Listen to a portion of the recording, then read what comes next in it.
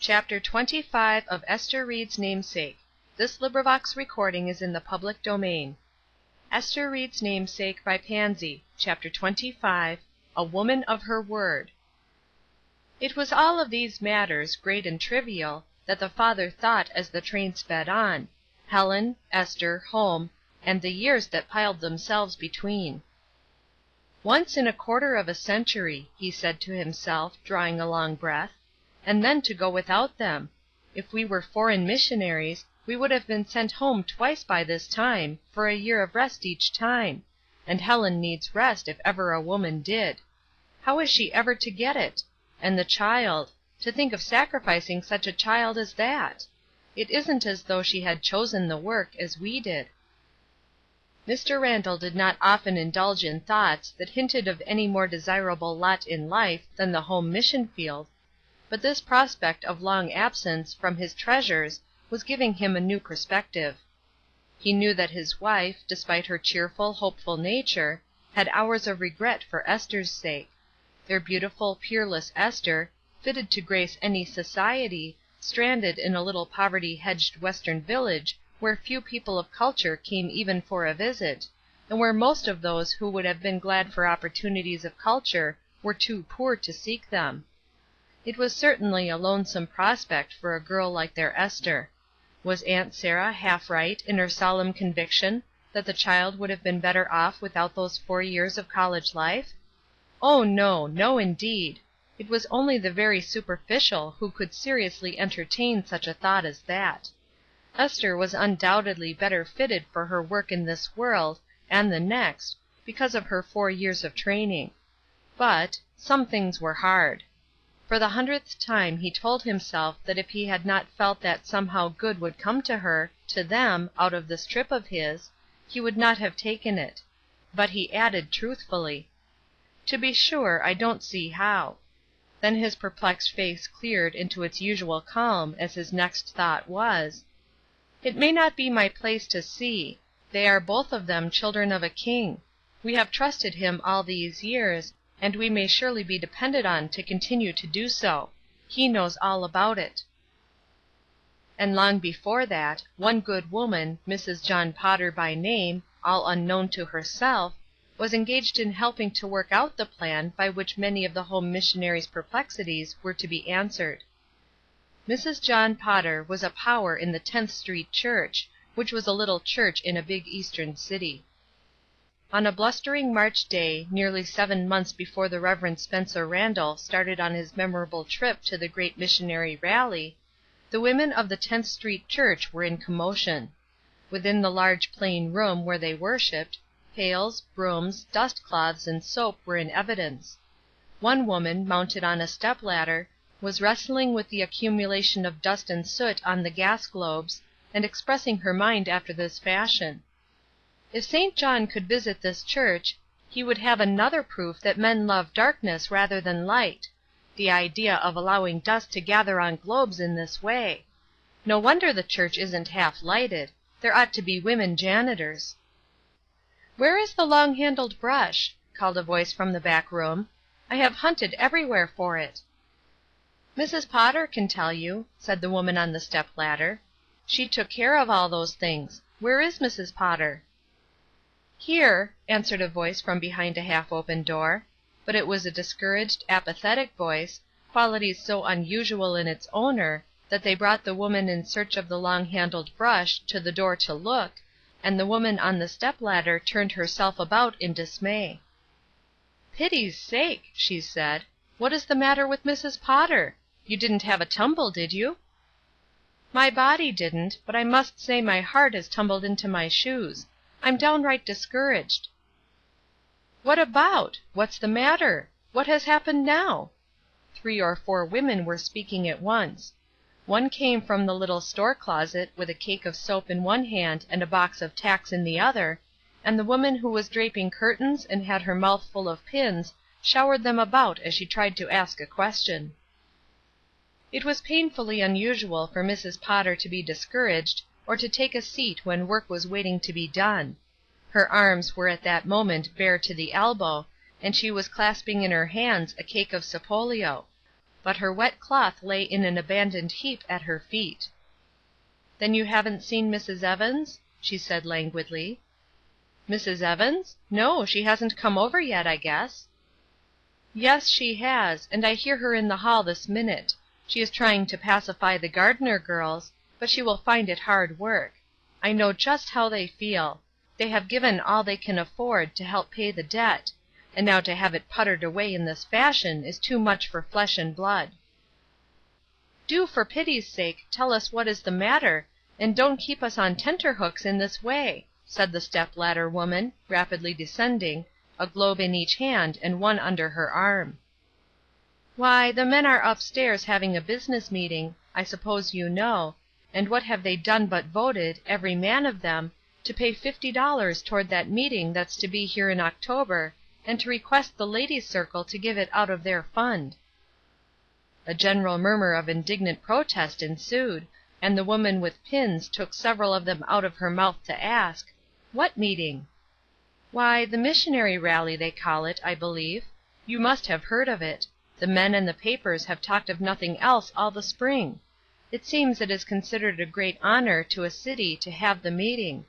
All the world is coming, and the delegates are to have their traveling expenses paid and be entertained besides. And we, who have worked our fingers to the bone to pay off our church debt, have got to help do it all. I should like to see one woman helping. I don't see what use these great meetings are, anyway. Look at the money it takes, for one thing, to say nothing of the trouble. And why should even the traveling expenses of missionaries be paid, I wonder? Nobody pays my expenses when I take a journey. For that matter, I generally stay at home because I cannot afford to go. And I don't see why missionaries shouldn't do the same. We can get along without missionary meetings." "Oh, I believe in missionary meetings, and in having them come and tell us about their work," said the step-ladder woman. "But I must say it seems kind of mean to make our poor little church pay $50 toward it. Who told you?" "Mrs. Evans. Her husband is upstairs with the committee. When he heard her in the hall, he came out and told her, and asked her to explain to the ladies. I wish her joy of her undertaking. I think it will take a good deal of explaining. It seems the First Church has the planning of it all, and they assess the other churches their proportion of expense. Shouldn't you think that great rich church would have felt rather mean assessing us $50? The Gardner girls, as they were always called, though they were middle-aged women, had come in from the hall, and joined the session of indignant women. One of them now spoke her mind. "Why don't the men pay the $50 if they think it ought to be paid?" This question started Mrs. John Potter afresh. "I think as much," she said indignantly. "What is the use of our slaving here to earn money towards paying the church debt that has been a shame and a disgrace to us for years, and then have the men meet upstairs and coolly vote it away before it is earned? I made up my mind that if we had a good night for this supper, we should clear an even 50 for the debt. I didn't mean to be satisfied with a penny less than that, and I could see myself going to the bank to deposit it, a real beginning on our last 1,000. And here we are called upon to throw it away. My opinion is that the time has come for us to rebel. Don't let's give 1 cent to the missionary rally. The church fathers have had things all their own way for so long that they think all they have to do is vote that we women shall pay the bills, and we'll meekly do it. I say let's refuse. I vote that we send Mrs. Evans to tell them that we think charity begins at home, and that we can't help in any outside expenses until we have wiped out our disgraceful debt." Discussion ran high. Other women left their dusting and regulating to join in it, and Mrs. John Potter, who had recovered her usual energies sufficiently to talk briskly, held court, brandishing her cake of sapollio by way of emphasis. There was found to be a decided difference of opinion about leaving the payment of the assessment to the church fathers. Most of the ladies present were wives of the said fathers, and understood perfectly that in the matter of giving, the family was a unit. A few of those who had small incomes of their own, as, for instance, the Gardner girls and Mrs. John Potter, who was a widow, were for leaving the bill to the men; but the others were unanimous that this would not do. "There is no use in saying that the men don't help earn our money," said Mrs. Eastman. "We could not get along very well without their help, and besides, it is their money that furnishes the hams and turkeys and things."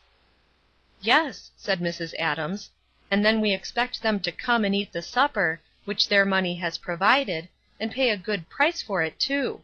I don't see but the men help." "There doesn't any man help pay for the turkeys and hams that I bring," said Mrs. Potter, with emphasis. "And I must say I don't consider it wonderful liberality on their part to come and eat 50 cents worth of supper after it has been got ready for them. I never saw a man who wasn't willing to eat a first-rate supper when he could get it, and he eats his money's worth every time, too. I call this whole business mean. That is my name for it, and I may as well own it. More than that, I believe in being honest and above board, and I'll just say now and here that if you vote to throw away the money that we make to-night by paying that assessment, why, the church can pay its own debt without any more help from me. You all know as well as I do how hard I have been slaving for years to get us out of debt, and now that we were beginning to see the end—" Words failed her for a moment, and her indignation had increased as she talked. "I'll see this thing through now that I am in it," and she bent to get hold of the wet cloth at her feet. "But you can mark what I say, and if you know me at all, you will know that I am a woman of my word.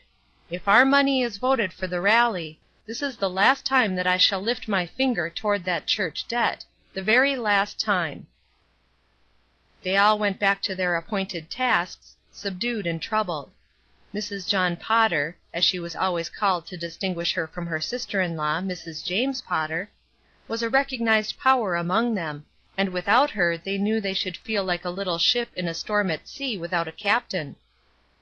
There was need for work, as the day was waning and the most elaborate church supper they had ever undertaken was set for that evening. The talk went on, much of it in gloomy or half irritable tones. The keys seemed to have all been set at that pitch. "Look at this turkey," said Mrs. Adams, as she flopped a monster bird on his side preparatory to slicing him. "This is from the McIntyres, done to a turn, and the biggest fellow I ever saw. Well, why not? If I had as much money as the McIntyres, I would do more than furnish fine turkeys. How easily she could pay this assessment out of her own pocket and never know it! What is $50 to her?" "I wish she would get us a new stove," said Elvira Mills, as she gave a vicious slam to the oven door. "This old thing won't stand many more church suppers." "We won't have many more, I am afraid," said Mrs. Eastman with a sigh. "It would scare me to death to think of getting up one without Mrs. John Potter. Besides, there are others who will draw off if she does. I must say I don't think it is very good missionary work to divide a church in this way." "Still," said the woman who had finally put most of her pins into her curtain, and so had her mouth free for its ordinary service, "I don't see what we can do. It would be real disgraceful in us not to pay our assessment.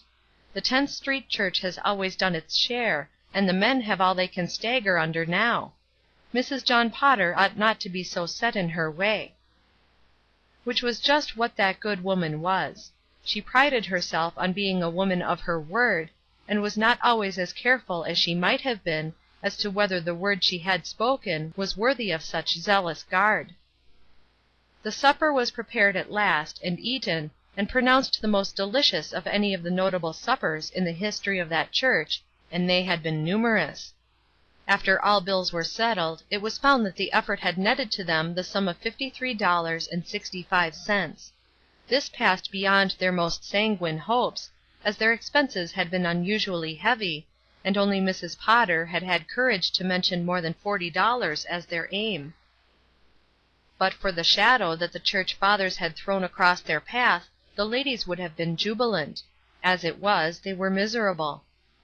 Nevertheless, they called a special meeting on the day following the supper, and solemnly voted $50 to be sent to Deacon Thorndyke in payment of the assessment. There were gloomy faces among the voters, but Mrs. John Potter and her sister-in-law, Mrs. James Potter, and the Gardner girls and their niece, and little Mrs. Jones, who was a cousin of the Potters, cast the only dissenting votes. The church mothers had been at home, overnight, talking this matter over with the church fathers, and they felt sure that there was no other way. "Very well," said Mrs. John Potter, when the vote was announced, sitting upright in her chair with a bright spot glowing on either cheek, and speaking with portentous calmness. "Very well, I haven't a word to say. The majority rules in this country. The only thing I am anxious about is that my position in the matter shall be thoroughly understood. I suppose you all remember what I said yesterday, and it will save a great deal of trouble if you understand from the first that I meant exactly what I said. I shall not lift so much as a finger again toward the payment of that church debt, not a finger. I think I have done fully my share, both in working and giving. Some of you know that I haven't been afraid of a little sacrifice for the cause. But that's neither here nor there. It pleases you to let the work and all the rest of it go for nothing, it seems. So be it. Only just remember that I am done." They knew they could trust her, and many of the ladies went home from that meeting with troubled hearts. Chapter 26.